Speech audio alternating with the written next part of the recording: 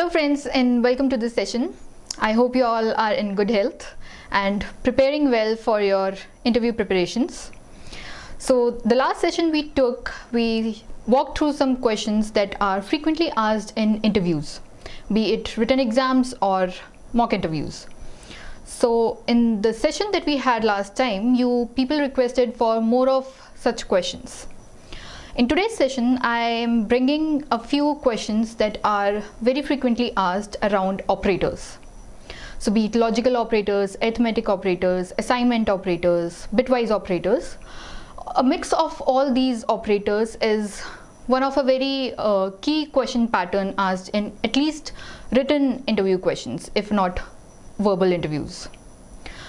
So the logic to solve these questions is fairly simple. You just have to keep in mind the precedence these questions take and step by step go through like any normal mathematical problem.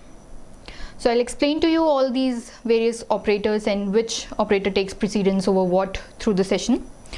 But before I start the session, I want to share with you that towards the end of the session we'll be sharing, I think we shared already the quiz link with you. So the quiz again has some questions for you to practice. After you go through the session, you'll be able to better understand how to decode those questions and try to answer those questions. So once you do that, we'll send you a final score over your emails, and also we'll tell you a brief explanation of what the solving pattern or the solution pattern for every question looks like. So just go through it. I'll share with you how the screen will look like. So just have to click on the link that is shared with you, and you'll get a screen like this. All right, so just go through this. There's name, there's mobile number, add all these fields that are present, and once you do all that, click start quiz, and you will be prompted with random questions in various order, but all questions are on operators again. So whatever we see here today in the live session, all the operators that we see, based on those questions, again we have compiled a few questions for you to practice. So just at the end, go through it, and the answers you will not get immediately. We'll send it to you through mail. All right, so let's start off with this session.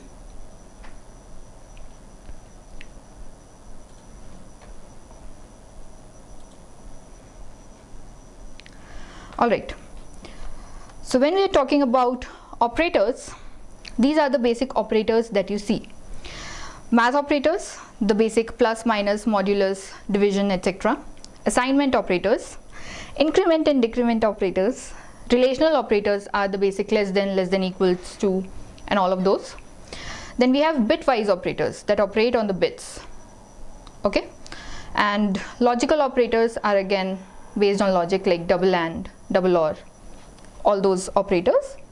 Shift operators are the left shift, right shift, and there's finally ternary operator. Now ternary operator is not asked for most often, but we still see a question through the session on ternary operators. So it's simply you evaluate a condition whether it's true or false, and based on the output you choose which output you have to show. If true, then what you have to display on this console, and if it's false, then what will be the output displayed.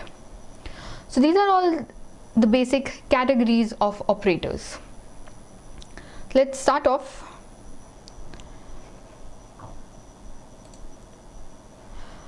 Okay, so these questions, these interview questions, generally might not come with options for you to choose. They might give you a place just to enter the output.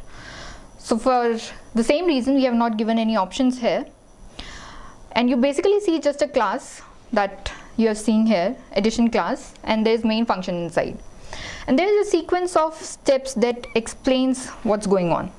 All right, so you see we have a variable a that is initialized to 4, and then a series of operations is performed on the variable. Now sometimes these variables might be just a single variable on which the operation is performed, and sometimes it could be multiple variables based on which you have to decide what your output is going to be. So the first one right here is fairly simple. If any one of you can crack this, just drop in the answer on the chat. starting off with a equals to 4. Now what you see here is an assignment operator, minus equals to, which simply means that a is equals to a minus 10. So similarly we have plus equals to, modulus equals to, division equals to, okay, and all they simply means that the operation that is to be performed on the variable that's shown here, and the final result of the operation is again going to be initialized to the actual variable. Okay, then a equal to minus a, that is single bitwise negation operator, a equals to 7 plus a, and finally you have two println statements wherein you have to give the value of what will be the output at this and what is going to be the output at this point. Alright, so starting off, a is equals to 4. Now in the second statement, a minus equals to 10, we get a equals to a minus 10, so that is minus 6. Similarly, in the next operation, when you do minus a, it becomes plus 6. Now next, a equals to 7 plus 6, that becomes 13, and this println statement is going to give you output as 13. Further on, similarly like this minus equals to, we have modulus equals to assignment. So this is again a equal to a modulus a. So when you do a modulus operator on a mod a, that is 13 mod 13, you will get output 0. And now since the value of a is 0, when you multiply 0 with 0, you get 0 and minus 3. So that is minus 3 here. So this system.out.println will give you minus 3.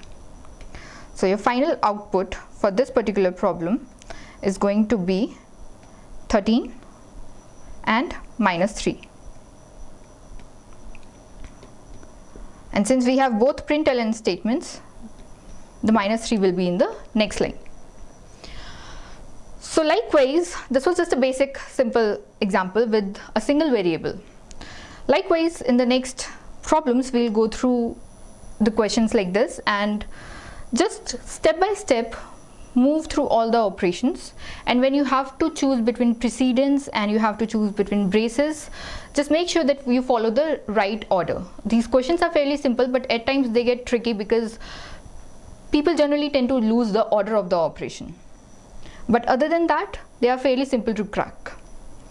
Okay, I see some of you have already answered 13 and minus 3, so that's good. Let's move on to the next one. So we have again a class. Inside we have two variables this time, c equals to 0 and e equals to 50. And we are dealing with the AND operators, the logical operators. So you need to know what the output of these AND operators will be, or has it been an OR operator, how they operate, so that you get to know what the value of b and f would be. So try to take a shot at it. Give me the values of the two system.out.printlns.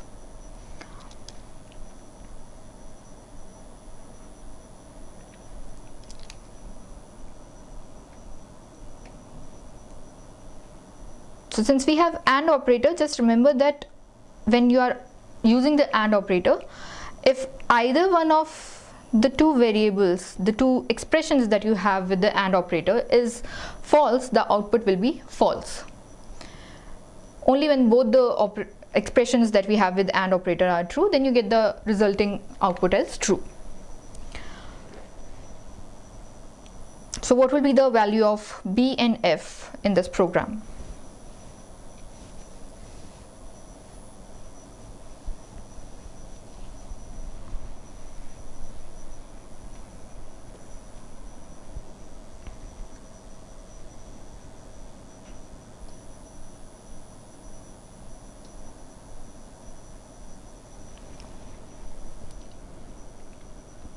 Just check individual conditions one by one. Okay, Apil has already solved it, false true. Harsha also says false true. 51. Plus we are talking about Boolean value, so it has to be false true option. We are not displaying the value of E after the operation. Mohit says false and false. Okay.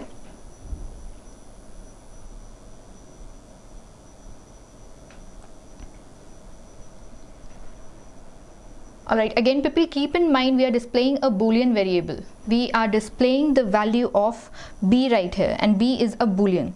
So it cannot be 0, 1, 51. It has to be false true. And since we have two println statements, there have to be two outputs. Alright, so the first condition that we have here in this particular line, C double equals to 1 becomes false. Now you don't have to worry about what happens in the other half of the expression. If 1 is false, the value of B is going to false. So the first system of out of println will give you false. Now in the second one, where you see plus plus E is less than 100. Since plus plus E and there already has been a pre-increment operation on E, it will still be less than 100. But C is double equals to 0.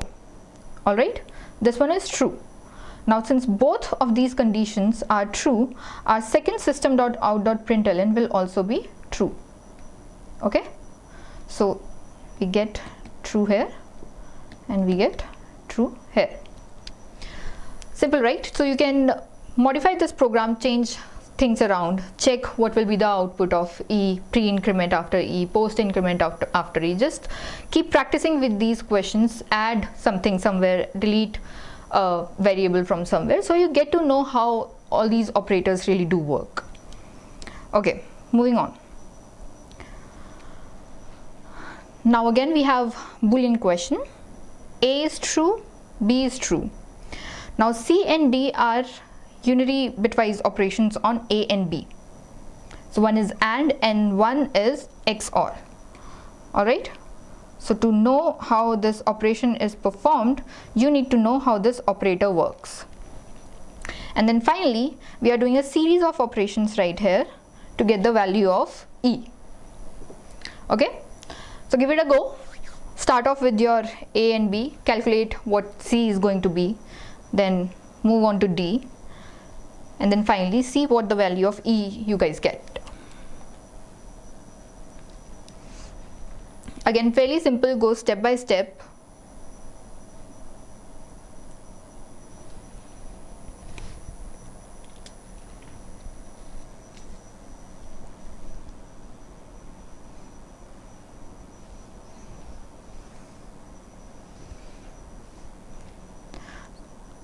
So let me give you this XOR operation. Now this operation, let's say A and B, there could be 0 or 1. 0 for false and 1 for true. And B can also have two possible values, 0 and false, that is 0 and 1. Alright.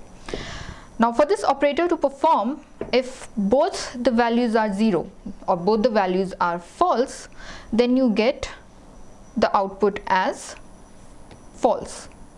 And if both the values are true, then also you get the output as false.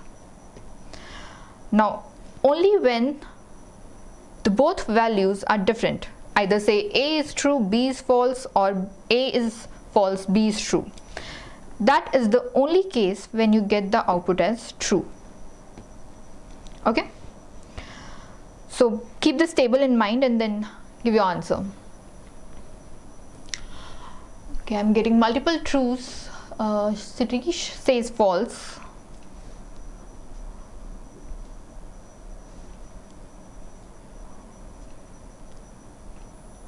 Keep it simple. Check the value, check what the value of A and B you have at this particular point, and then based on it you'll get your answer. So C is fairly simple. A and B are true, so A and B, when we assign it to C, it will be true again. Okay. Now D, check based on the operators. So your A and B are both true, so D is going to be false. Alright, based on this table for XOR operator. Now just move it back to this operation, and you don't have to worry about the whole operation how it goes, because there is no AND operation in between. It's all OR. Okay, so since it is all OR this time, if either one of the operators or the expressions is true, the output is going to be true. So if you know that A is true, bingo, you don't have to go through the whole expression, you can just go ahead and say that E is true. Okay, so the output here is true. Since if either one, like our A is true, C is true, even if any one is true, we get the output true. Okay, now let's get to a little complicated one. So we have A34, B21, and then we are performing a series of pre-increment and post-increment operations on A and B, and adding up multiple operators, multiple variables in the process till we finally are getting the sum. So questions like this can be a bit tricky because we generally don't understand how pre-increment and post-increment would work. So I would suggest when you're working with these kind of questions, just make a table. When there are multiple variables involved, make a table so that you know at every step what value of A and B you are working on. Alright, so I'll give you a minute, give it a go, and then we'll see the solution.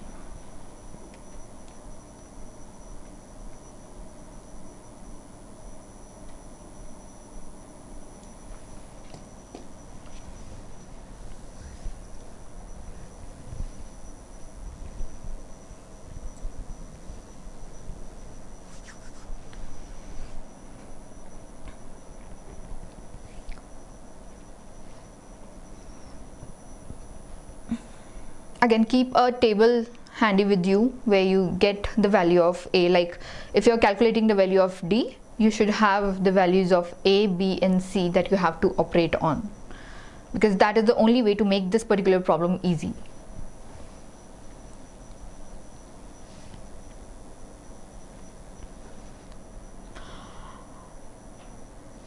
Harsha, you are confused about the previous question or this one?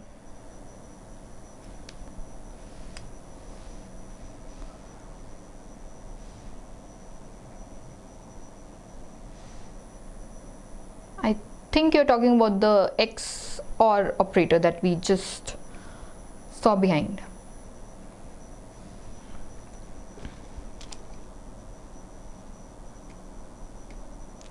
See, in this one, when both are true, the output is not true. That is how this operator works. If both your variables are having the same value, the output will be false. Only when both, or if you're not able to understand this table, there's another way to do this. Let's say you have A, B and output. So if both are false, false. If both are true, true. If either one of them is different from the other, if either one of them is different from the other, then only the output is true.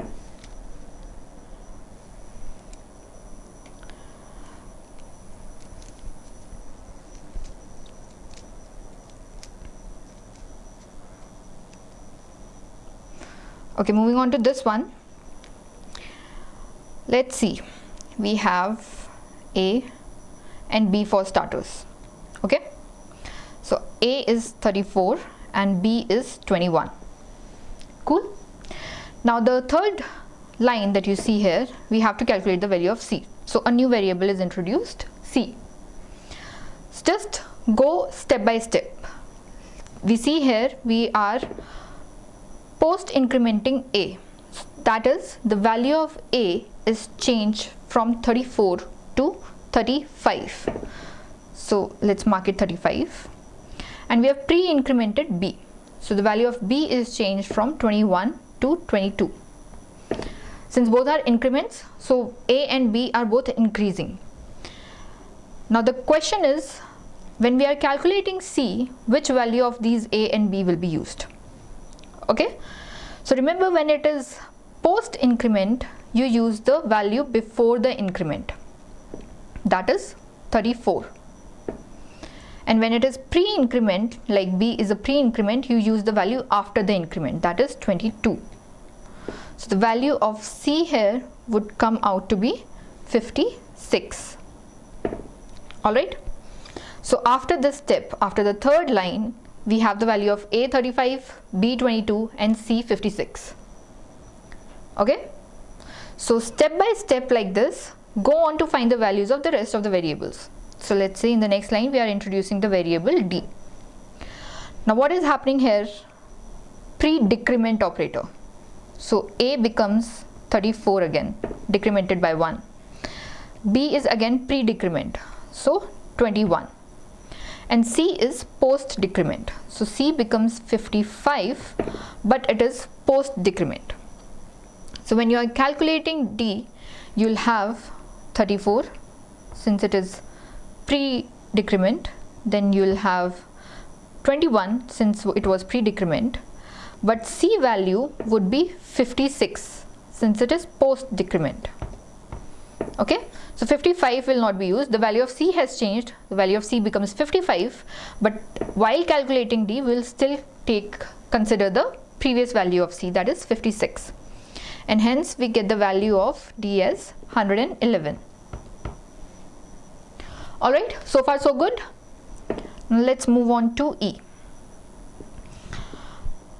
Now the final values of A, B, C, as you can see, when you have this table, you know at every step what is the current value of all the variables. So that now when you are calculating the value of E, you know which variable, which value you have to use. Alright. So now A is 34, A will remain as is. So let's say 34. Plus B, so this is unary plus B, it won't make any difference to the value, so 34 plus 21. Then plus C again won't make any difference to the value of C, so plus 55. And plus D minus minus, so this is a post increment. The minus minus operators, when they come after the variable, they are post. When they come before the variable, they are pre. So post decrement, you know that you have to use the current value of D, that is 111. But for the next operation, the value of D would look like 110. Now when you sum this all up, you get the value of E as 221. So after this particular line, all your variables hold value 34, 21, 55, 110 and 221. And finally, we get to calculate F with all these values that we see here. So minus A, unary operation on A becomes minus 34 plus B minus minus. So B is post decrement, goes 20, but since it is post decrement, we'll use 21. Plus minus C, again unary operation on C that negates the value of C. So we get minus 55 and minus D plus plus. So D plus plus makes D 111, but we'll use the value 110. So minus 110. Now when you sum it all up, you get the value of F as minus 178. Alright.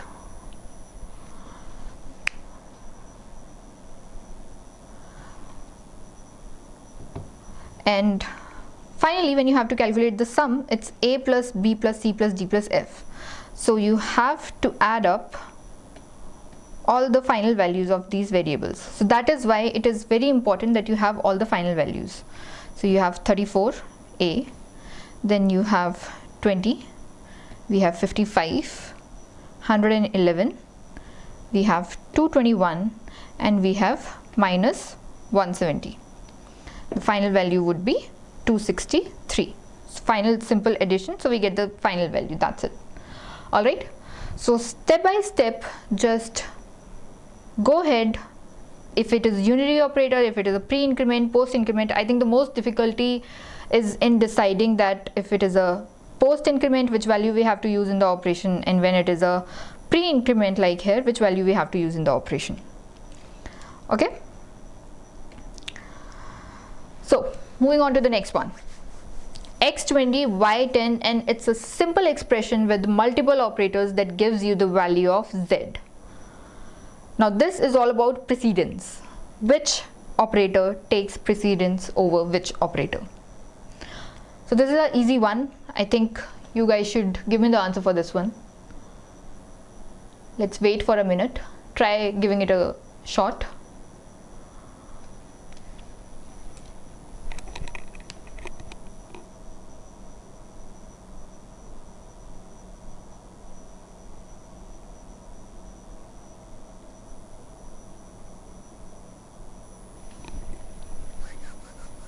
Just remember the rule, the very basic rule that you might have learned while doing maths in 10th standards, kind of the BODMAS rule, the bracket of division, multiplication, addition, subtraction. So the same precedence would go here also.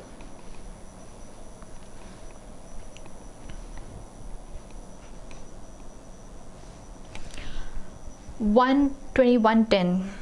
Okay guys, make sure that you keep in mind that we have a post decrement operator here.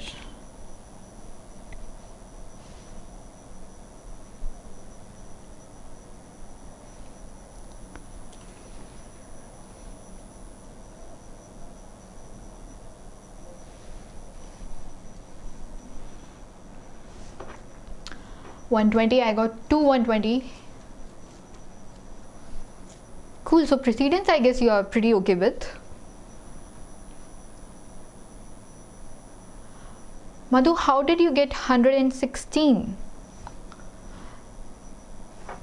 It's fairly simple, just do a post decrement on Y, then go ahead with the multiplication and then just add it all up.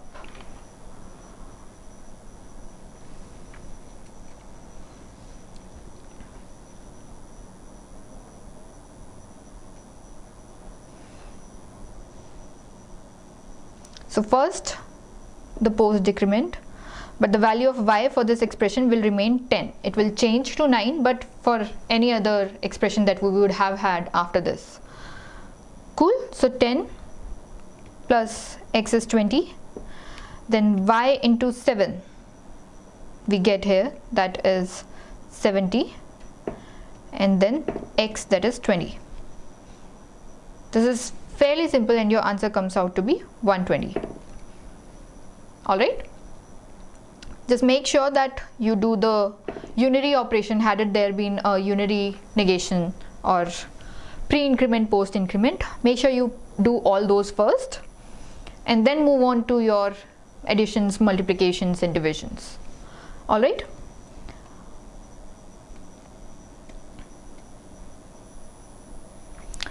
Now the next one, again X20, Y10, simple case of precedence, but it has more of pre-increment, post-increment, and this time you will have to exactly make sure that your precedence is correct.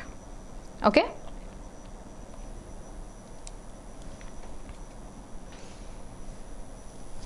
move logically step by step, post-increment, pre-decrement, then move on to the multiplications and divisions. If you could do the first one, I think this should also be really easy for you.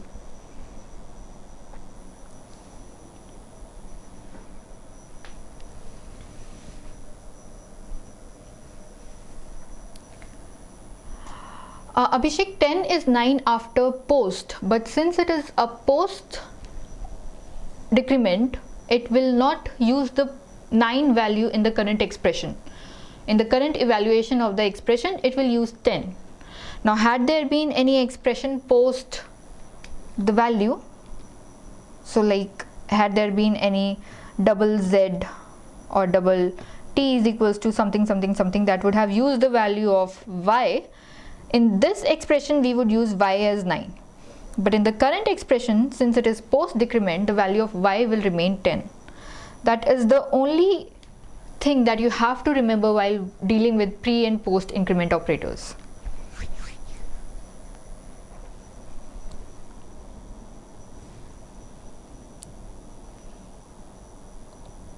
And And when the values are in the same operation, they generally use the current value, and increment decrement values come later on in the next expression. 113.3. Okay. So I'm pretty sure you have done the increments before and then moved on. 213 I got from Raj.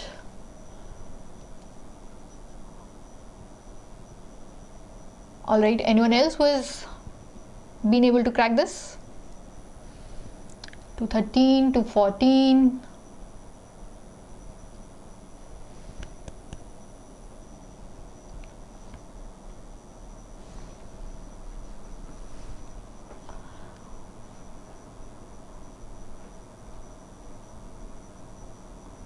Alright, I think had I given you the options for this one, it would have become like really easy for you guys. 213.333. Okay, I'm getting all sorts of different answers for this. Alright, one thing that you have to keep in mind is when you are dealing with a single expression like this one, and there are multiple pre and post increments and decrements happening, the current value of the variables is only used, and the pre and post decrement values are not used in this current evaluation. So the value of x plus plus here for this particular evaluation will remain 20, and the value of minus minus y will also remain 10. Now the values actually change to 21 and 9, but in this particular expression they'll be 20 and 10. Alright, when you are working on a single expression, you don't want to confuse the operator or your system with what value of y is going to be here and what value of y is going to be here. That doesn't work that way.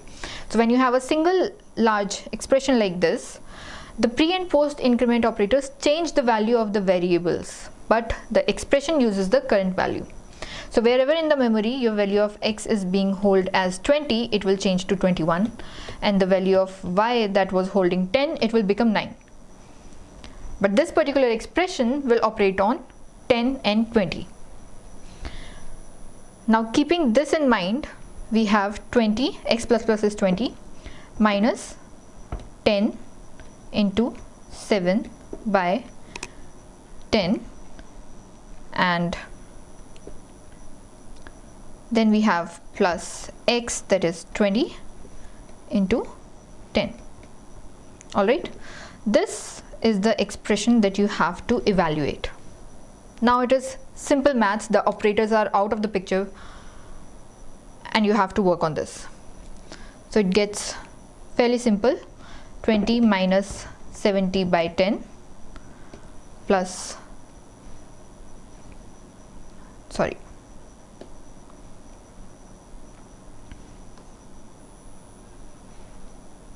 Alright, so it gets pretty simple. 20 minus 70 by 10 plus 200. Since we have 20 into 10, we get 200 here. And then again 20 minus 7 plus 200. So we have 220 minus 7, that comes out to be 213. Alright.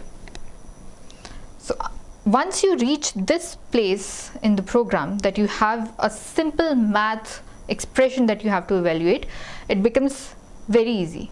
Just keep in mind of working with the operators right. Cool.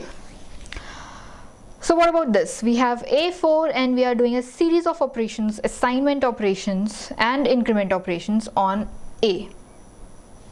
What is the value of A here?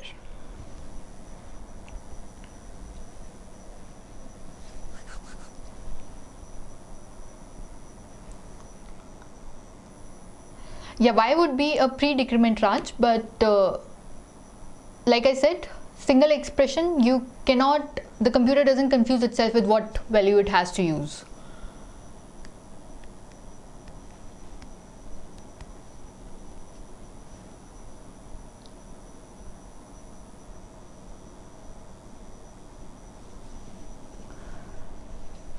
So A is 4, then we have a post increment, then we have a assignment, addition assignment, pre-decrement, then again addition assignment, then multiplication assignment and subtraction assignment.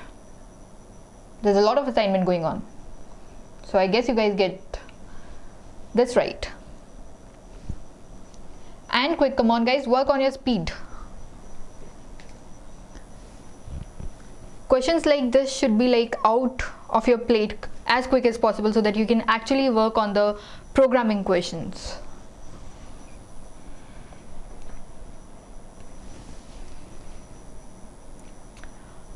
(141), 4, 222. Okay, 4 and 222, that is a lot of difference.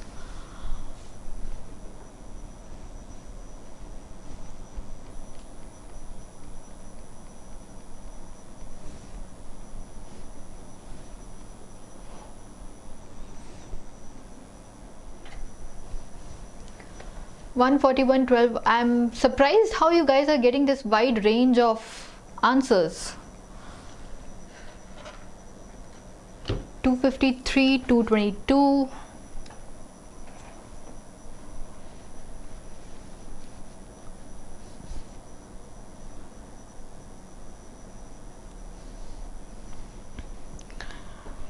Okay, so let me give a quick go at this. A starting with 4, all right. A plus plus, post increment. Now remember, we are not printing, we are just changing the value. So A plus plus becomes 5. Then A is equals to A plus A. Now A is 5, so 5 plus 5 becomes 10. Then we have pre-decrement, it becomes 9. Then we have 7 plus 9, it becomes 16. Then we have A is equals to A into A. So we are multiplying 16 by 16. So this becomes 256. And then finally we have A is equals to A minus 3. So 256 minus 3 becomes 253. And your answer is, finally when you do a println, you get 253. Alright. So that is what your speed should be with all the operator based questions that you get. Cool? Next one. Now we are dealing with double. So we have two decimal values, 21.5 and 0.5, and we are dealing with ternary operator.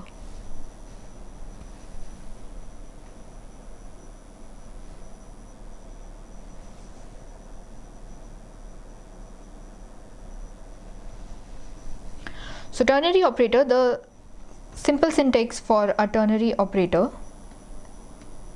is that you have a condition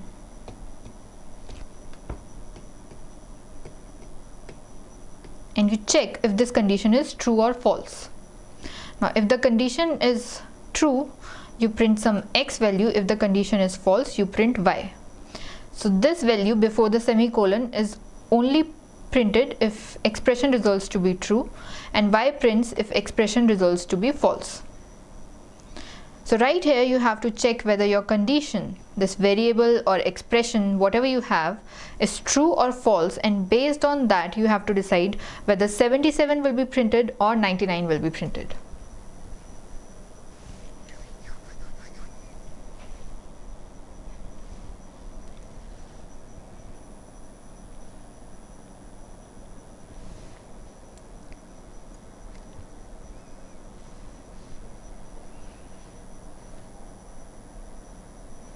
(99, 99, 99). Anyone that says 77?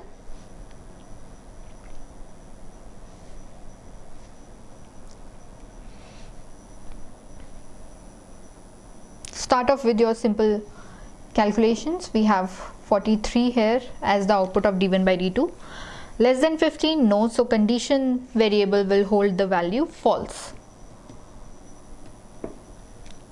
Alright. Sahit says 100. Sahit, 100 is not even an option. We have two options, 77 and 99. Yeah, so since our condition variable is false, our output is 99. Okay, so when you print the result, you get result equals to 99. So this was a very simple ternary operator where you're using a variable to decide whether the value is false or not. Sometimes you can get multiple pre-increment and post-increment operations like this one.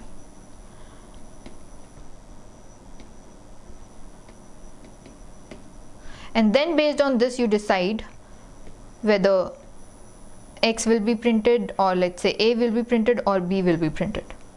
So make sure that in those cases you calculate this expression value correctly based on all the values of X, Y, what is true, what is false. And then you have to decide on, okay, explain it again. See Jagan, this is fairly simple. Ternary operators are the operators that lets you decide between two values to be printed. So you would write a if-else condition, right? For let's say if this condition is true, print this, else print this. Okay? Now instead of that if-else condition that we print, let me just show you how. Let's say we do if-else condition. So if condition, so this is if condition is true, print X, else print Y. Okay, instead of writing this if else like this, ternary operators help us do the same thing in a single line. So they say that condition, this condition is now moved to here, add a question mark after that if condition is true or false, and then in true case X here and false case Y here. So the simple syntax is this, then output, and then output. This is the simple syntax. Okay. Madhu asks 43. Madhu, just divide 21.5 by 0.5. Alright, you'll get 43, and since 43 is not less than 15, the condition becomes false. Okay. So this is ternary operator. I hope you have understood ternary operator. Who asked me this? Jagan. So Jagan, I hope ternary operator is now clear with you, where we don't want to use if else, write multiple lines of code. Basically we know what the output will be if the condition is true and what the output will be if the condition is false. So we just give a one line coding statement using ternary operators. Okay, Raj asked that explain what is the result of different data type divisions like int, by, double, etc. Raj, division is dependent on the scope. Alright, so let's say if you divide in a double variable by another double variable, but you're storing it back in an integer variable. So that decimal point value after the division you lose, because you're finally putting the value in an integer variable that doesn't take decimal values. So if you have 25.3 after division, your variable will only be storing 25. That .3 gets lost in the process. Similarly, if you have integer division and you are getting a decimal point, but you are storing it in a double variable, alright, that will preserve the decimal point value, because double inherently takes decimal point values. So this divisions, first off you do the division, but then keep in mind the variable data type where you are storing the output. That is the most important thing, because based on the data type of the variable you decide whether your extra delimiters or the decimal points will stay or you will lose them. Also it depends on what is the maximum limit your data variable can hold. So if you have a byte or let's say if you have a normal floating point division and you want to go back and store it in a byte operator, you will lose data. So the output might not be as you expect it to be. Okay, so make sure that your variable holding and your scope of that is correct. Okay, let's move on. Madhu is asking what is this? Nikhil. Okay, Nikhil, that was just an expression to explain that the condition might not just be a variable always. It can also be a big expression based on which you have to evaluate the expression and then decide whether the output is true or false. All right. If we divide int and double, it gives double. Yes, it will give you a double value. The division will generally give you a double value, but where you are storing the output, Abhishek, that matters a lot. So if you are storing it in a double variable, you will preserve your decimal points. If you are not storing it in a double variable, you will lose the decimal points. Let me just quickly give you an example of this. Let's say we have double d1 is equals to, let's say, 21.5, and we have double d2 is equals to 0.5. Now when you divide this, you actually get an integer output, that is 43. So whether you store it in double or you store it in int, it really doesn't matter. But let's say the double d2 was 1.0. okay, now if you do d1 by d2, your output will be 21.5. and if this you hold in an integer variable, let's say int result d1 by d2, then result, if you print on the screen, you will not get 21.5, you will only get 21. You lose the decimal value. Alright, so I hope this is clear now. Let's move on to the question on the screen, guys. We have two variables and this one is slightly different from the rest. So read the question correctly and then choose what lines you want to keep, what lines you want to let go of to get the right output. Okay, we have marked the lines as M and OP, and the question is simply that how would you rearrange all these lines, line M and OP, so that the output of value A is 10 and B is 70. So at the end of all this, A should be 10 and B should be 70. So this is line M. After the comments, they have mentioned what the lines are. Okay, so this is line M, N, O, and the last line is P. So you can rearrange these lines to get the outputs A 10 and B 70.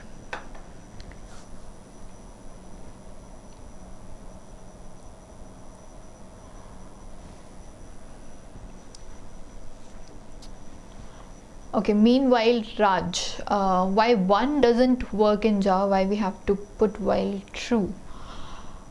Okay, that is a simple syntax, Raj, that we follow in Java. So whenever you have to give a Boolean expression, that is generally goes inside while. You can have an expression like while 5 is less than 10 or while x is less than y kind of expression.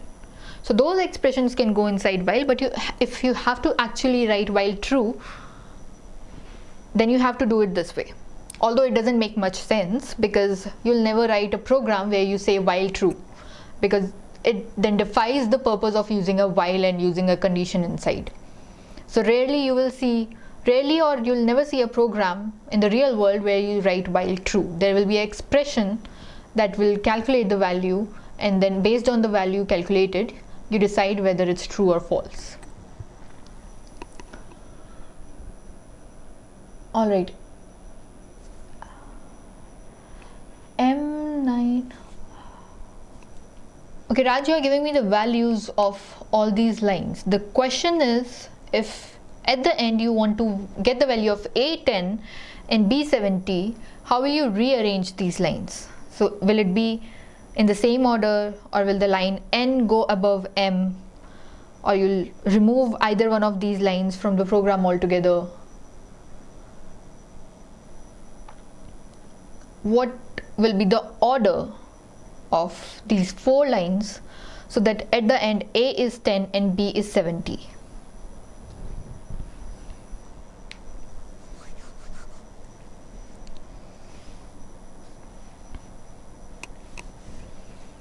Again, you can make use of a table that gives you the variable values, but it's fairly simple logical understanding of what the output you want and what values, what lines you have to place where. These kind of rearranging questions are one of the tricky questions that are asked.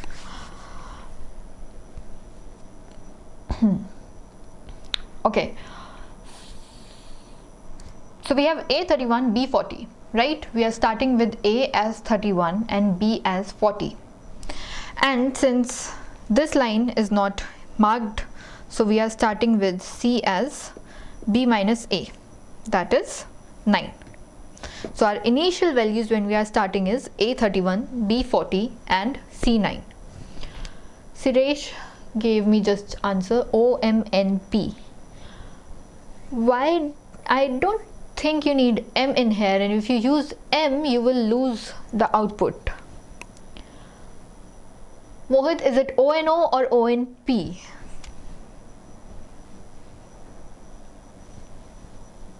Well, ONP is the right answer. Let me explain you how we get there. So when we start off, we have ABC, 31, 40 and 9. Now by the end of all these lines, we want A to be 10, we want B to be 70, we don't care what the value of C is in the process. And as it is mentioned, we can remove unwanted lines. So if we want to remove either of these lines, even to get the output, we can do that. Now, starting off, A, we have to move to 10. So we clearly see that if we assign A to plus plus C, that is in this line, we simply make it 10. Since C is 9, this pre-increment will become 10 and then we assign 10 to A.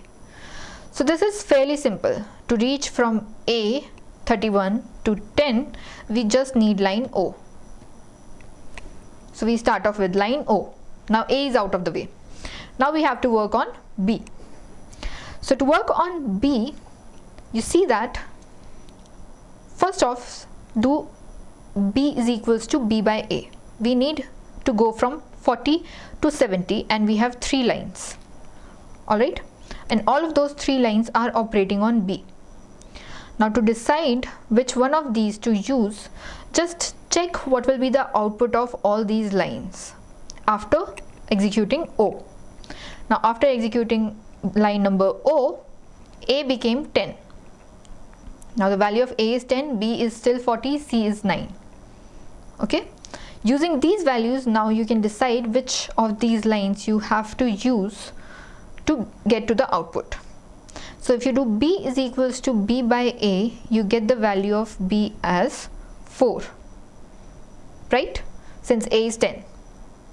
So B by A is 40 by 10, which gives you 4. And then the next thing that you see is, if you do this expression, you are straight ahead reaching 40. Since you get 10 minus B, that is 3. So 10 minus 3 would get you 7 and you multiply it by C. Alright, that is 10. This is pre-incremented. In this first line, we pre-incremented C. So we made C as 10. And this simply gives you 70. So all you have to do is N and then P. And since M we didn't make use of, we can ditch the line. So the output is O, N and P. Alright, check the easy one first. A's value was being changed only in one line, right? So we had to make use of that line. And then after doing that, whatever value of A we have, check out between the rest of the lines. It becomes logically very simple and clear where all B's value is changed, and then you can manipulate your output accordingly. Okay? Before we close off, let's see another question like same. So again, same thing you have to do. We have 3 variables, x, y, z, 5, 2, 3, and we have 4 lines, M and OP. And the final values are x should be 11, y should be 16, and z should be 25.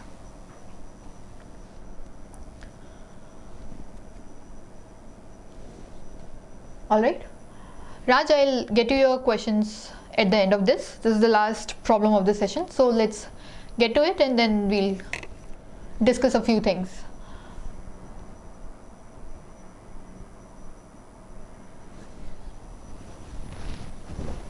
Last line, okay. Last line, I guess you're talking about this line. Why did I take 3 here? Jayant, this is a pre-decrement B, alright? So when we have a pre-decrement b, although b was 4, but in this value, since single place we are using b and it is a pre-decrement, we used 3. Alright.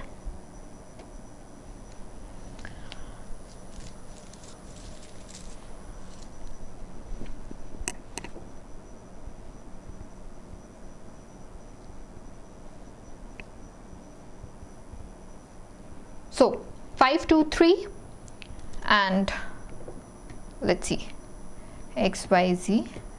We start off with 5, 2 and 3, and finally we have to reach to 11, 16 and 25. What lines in what order are you going to use?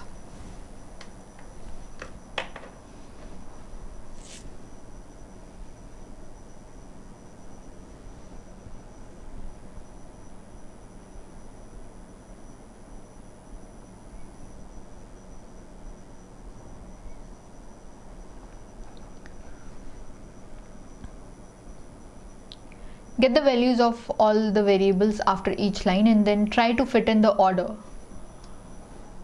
Okay, Naresh gave me M and P.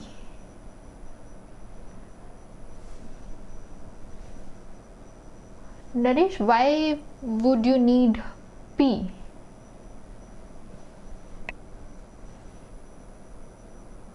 Think about why you used P here. M and O.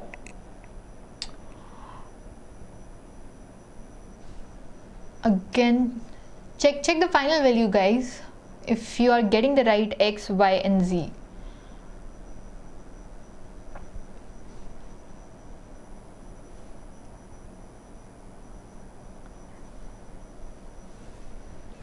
Go step by step and make sure to check if your final values are as mentioned in the question. M and O. Okay, I'm getting really different answers.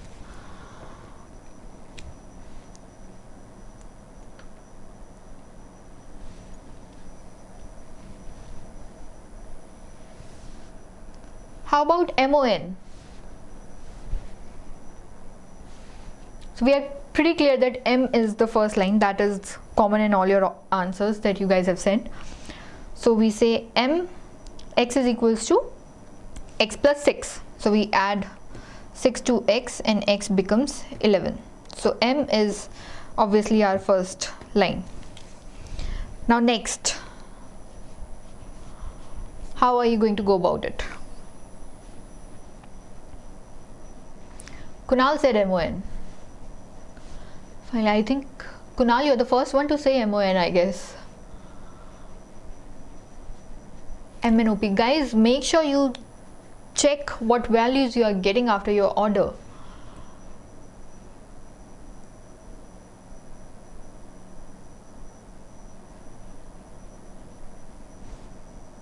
Okay, Kunal, your answer was right, MON. Let me quickly explain. So M is out there.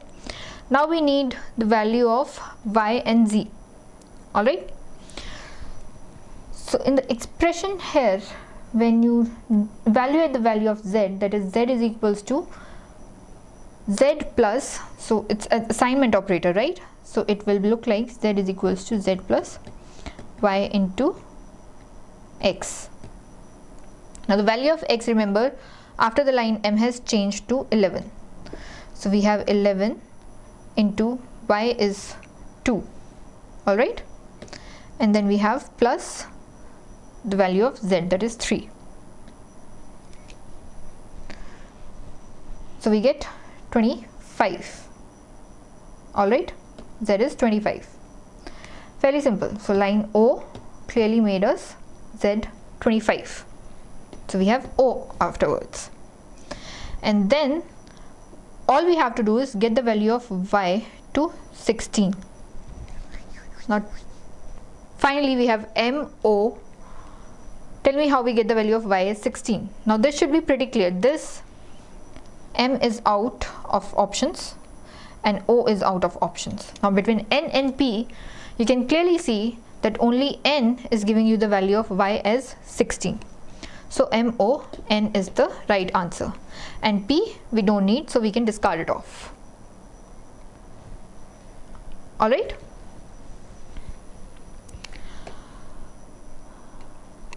So I hope you guys have understood all the operators and the questions. Let me take one by one now. Line O, we should take previous values of X and Y or changed values. So line O here in this question doesn't have any pre-incremented or post-incremented values. So it doesn't matter really what you do. After the previous expression, whatever the values of X and Y hold, that is what you have to work on. Okay? Alright now. So that was it, and make sure to go check the link. I'll leave the link of the quiz that we have in the chat box, and click on the link. Just give your basic initials, your name, email ID, and all those basic details that you need to go through the quiz. And there are, I think, around 8-10 questions in that based on the same topic that we have seen here. So after all this discussion of understanding all these ternary operators, the precedence, the pre-increment, post-decrement operators, I'm pretty sure those questions would be like really easy for you to work out. Also try to not spend much time on questions like this. These are basic maths questions. So just do your maths logic quickly and get to the right answers. If you get stuck on questions like these, you might lose marks on the real programming questions because they consume more time. And again, I think one of you asked the co-cubes question. Yeah, Raj. So I was coming to that. Co-cubes is another exam like e-litmus we have, MCAT we have. Another exam whose score lets you sit in the interviews. So based on the score that you get in these exams, you get interview calls from different companies. So if your score is good enough, you get called from decent companies of your choice. So it's like a ticket, a shortcut ticket to get a seat in the interview. Okay, and co-cubes questions that you asked about, Raj, I'll try to make sure that next session I pick some co-cubes programming questions, and the next session is on next Friday. So the date will be up on the YouTube channel. You guys can come on the channel and check when the next session is.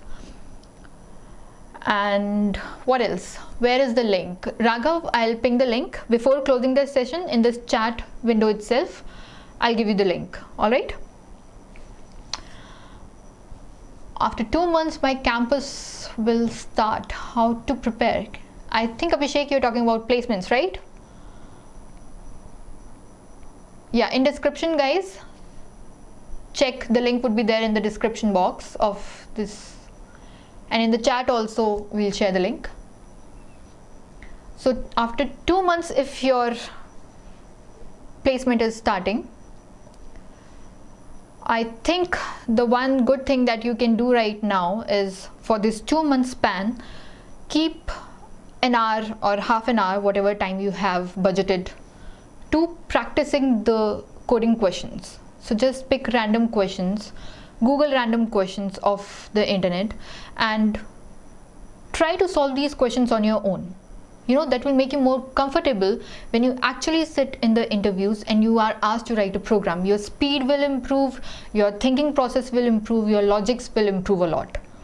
So if nothing else you can do for these 2 months, just make sure that dedicatedly you take out half an hour or an hour, sit on your system and just practice. And there has to be no logic to what sort of questions you are practicing. You can take any questions you want. So one day random open a sheet on operators, another day open a sheet on arrays. Whatever your weak points are, you would know by now that, okay, I'm short on this, I don't know sorting. So if you don't know sorting, just go ahead, take out random questions on sorting and practice those. Try to write sorting algorithms on your own. That would make it really easy for you, and if not easy, it will at least make you pretty confident to go in the interview and say that, okay, I know this. These are the topic that I know of. Okay. What else do we have? I want to know about the standard coding questions. There's no standard to coding questions, Raj. These coding questions differ from topic to topic and companies to companies. Okay, so if you say you're sitting in Accenture interview or you're sitting in Infosys interview, there might be a slight change in the kind of questions that is asked. Also, if it is a C coding paper or it is a Java coding paper, based on that also your questions might change. And there are a few basic standards like searchings, sortings, find the maximum second largest element of the array, find the second smallest element of the array, prime numbers, Fibonacci series. These are all very basic questions, and there is a series on the YouTube channel that you can watch for frequently asked programming coding questions. Alright, so just go to the YouTube channel, the TalentSprint IT YouTube channel, and there is a whole video series where you will find all these basic coding questions being solved and answered. So that might be able to help you a lot with this. How to crack IVP campus placement. So any campus placement again is fairly simple. I think IVP has 2 rounds, maybe one a normal, your quant and English and all those, and the next one I think is actual coding round before you actually sit in the interview. So you have to brush up on your quant so that you at least get through the first round, and then second is programming. So just make sure you practice a lot. The more you practice, the more you will be able to get closer to your actual interview seat. And what else do we have?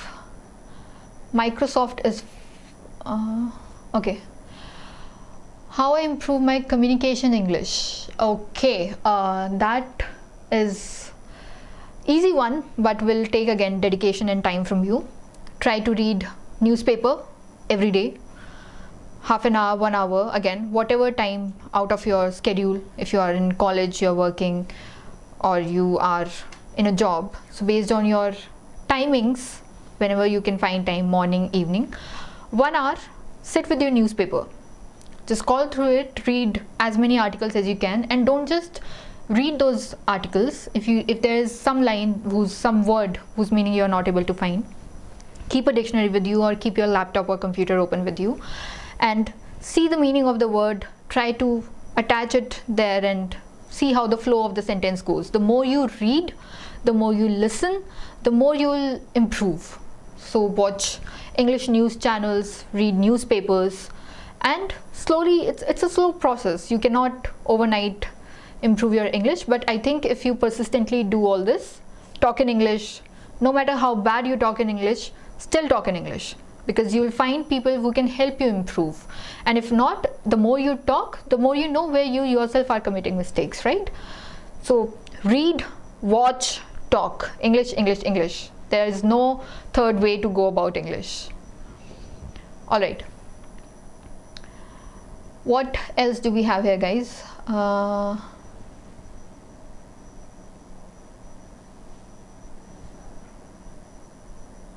Build your vocabulary. Raghav, again, vocabulary, newspaper is a very good thing. Take Times of India, take Hindu, whatever pleases your eye, I would say, basically, for the starters. If Hindu is like too much data for you, drop Hindu, go to Times of India. It's easy to read, it's easy on the eyes, so you won't run away from it. Read your articles and just, again, keep your system on the side, keep checking your word meanings, and the more you do that, the more it will be easy for you to retain the meaning of the words. So let's say you have made a list of 10 words after reading the newspaper. At the end of the day, before you go to sleep, just brush up those 10 words. The next day again, just brush up those 10 words. After a week, check back those 10 words. Okay? Do spaced repetition of your learning and you'll get better at it. What else do we have? I don't see now, I'm on C++, so what should I do? Develop object-oriented skills. Object-oriented skills are fairly simple to develop. It's all about classes and objects. Okay? So once you get a hang of how you create a class and how you create an object, how you create multiple classes, functions, if you have a class A and a class B, how to get a function of class B to work in class A, fairly simple. Again, practice. take a basic Java book that you have at hand and try to write a class. Make it work slowly. Simple, one class, one object, output. Go ahead, write 2 functions in that class. Then go ahead, create another class out of your main class. Okay? So go step by step at it. OOPS is a very simple concept, and once you get into it, I think you'll not be back with C or C++ much. So once people get a hang of working with classes and objects, they really like it more. So go easy on classes and objects. Okay, my English is fluent, but sometimes I get stuck in some vocabulary part. Yeah, read more, Raghav, that will help you. How to learn easiest way programming logic. There is no easiest way for programming logic. The logics come naturally to you, and the more you practice, the more your logics will develop. Like I said, I think in the last session, there is not one right way to solve a problem. You solve a problem in one way, someone else can solve a problem in a totally random way using random series of steps. So first off, it's about cracking the problem, and the second step is about cracking the problem in the least number of lines. And when you get to corporates, it is about cracking the problem in the least amount of time, because even fractions of second matter when you are building an application that is used by people worldwide. So go step by step. Start off with logics that give you the solution, then move to logics that are short, for which you don't have to write 10 to 50 lines of code. You should be able to solve it in 5 lines of code, right? And then you'll move on to timing. Data structures is a very important part, like data algorithms. So make sure your data structures and your data algorithms are both really strong if you are going for placements. And what else do we have? How to prepare in Java in 2 months. I think I answered that already. And next session, you'll get to know on YouTube. Make sure to go to the chat link and the description box. Wherever you'll find the quiz. Attempt it. I hope you answer all the questions right after this session. You have gained operators fairly easily. And also, if you have some questions in mind that you want me to take up, like CoCube's questions, you can just drop in on this chat link or the video link that will come up in YouTube, in the messages, in the comments. Keep posting your questions so that we can discuss those questions in the next live session. Alright guys, great talking to you. See you next. Keep practicing. Bye bye.